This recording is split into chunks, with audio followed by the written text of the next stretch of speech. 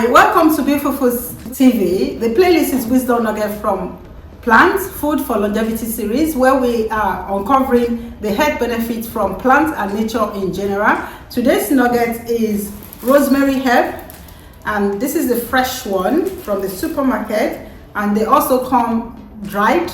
That's the dried leaves. Rosemary is a fragrant evergreen herb, and it can be eaten raw or cooked. So let's go through the benefits, and I'll be focusing on the tea recipe afterwards. The benefit of rosemary herbal tea. The first one, it boosts brain function, so it's good for the brain and is known to enhance memory, concentration, and mental alertness. It contains carnosic acid and rosmarinic acid, which may protect the brain from oxidative stress and support long-term cognitive health.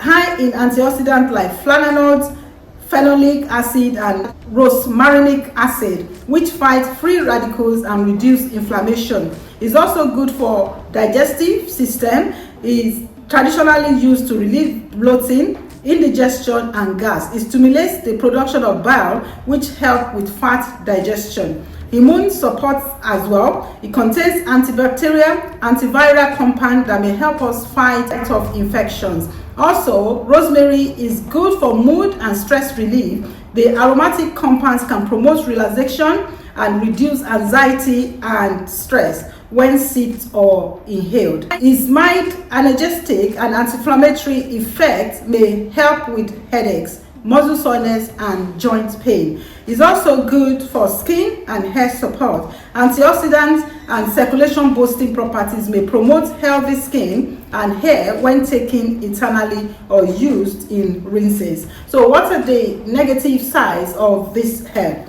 Rosemary have a possible allergic reaction in some people, though rare. Those who are allergic to other herbs in the mint family may have allergic reaction to rosemary as well. Also, pregnancy warning. Large amounts, more than culinary or occasional tea use, may stimulate the uterus and are not recommended during pregnancy. Also, there's a risk of seizure in large doses. Excessive use of rosemary, especially the oil, can cause seizures, especially in those with epilepsy. Drug interactions. It may interact with medications, for instance, blood thinning, e.g. warfarin, blood pressure, diabetes, and diuretics. Also, though rare, some sensitive individuals may experience a slight increase in their blood pressure. So how do we incorporate rosemary into our daily diet? The first way to do it is a simple one. You can use it in your culinary use, like adding it to meat dishes, potato dishes, baking. You can use it to infuse into your oil for more flavor. You could use it into infusion into your vinegars. You could infuse it into your teas. You could have the oil used for your hair. It's good for hair and skin. You could use it also as a garnish for food. You can add it to salad. You could add it to cocktail to infuse or to garnish. You could add rosemary to soups. You could use it as stuffing in your turkey. You could use it as stuffing in sauces. You could use it in baking, for instance, focaccia bread. Also, you could add rosemary, fresh leaves or dried leaves into your omelette and pasta dishes. So there are different ways that you can incorporate this into daily use for your well-being and health. But today I'm going to show you the simple recipe for fresh rosemary tea. So the tea, the rosemary leaves, I've got the ones that you can just buy off the supermarket. So now let's make this into a tea. I have the sprigs that I've washed. I've got two.